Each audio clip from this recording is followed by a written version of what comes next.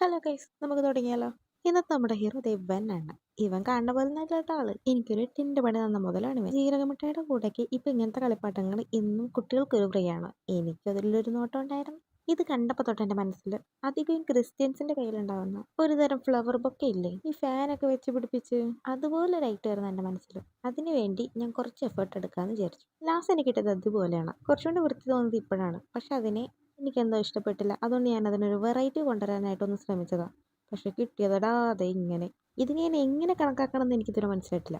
ഇതിനിടയ്ക്ക് വേറെ ഐറ്റം ഉണ്ടാക്കാൻ പോയി. അതാണ് ഈ കയ്യിൽ കാണുന്ന കോലം. ആ കോലം എന്തായാലും 8 നില പൊട്ടി. അപ്പോൾ പിന്നെ വിചാരിച്ചു എന്നാൽ പിന്നെ നമുക്ക് ഇതിലൊരു വെറൈറ്റി ചെയ്യാം. അങ്ങനെ ഞാൻ ഉദ്ദേശിക്കുന്നത് എന്താണെന്ന് വെച്ച് കഴിഞ്ഞാൽ ലാസ്റ്റ് കാണിക്കാട്ടോ.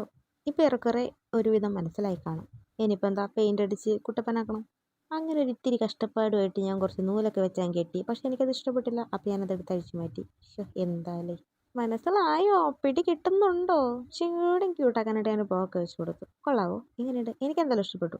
എന്തായാലും നമ്മുടെ ബൊക്ക ഇവിടം വരെ എത്തിച്ചതിൽ എനിക്ക് വളരെയധികം സന്തോഷമുണ്ട്. നിങ്ങൾക്ക് വീഡിയോ ഇഷ്ടപ്പെട്ടെന്ന് വിശ്വസിക്കുന്നു. ലൈക്ക് ചെയ്യുക, ഷെയർ ചെയ്യുക, സബ്സ്ക്രൈബ് ചെയ്യുക.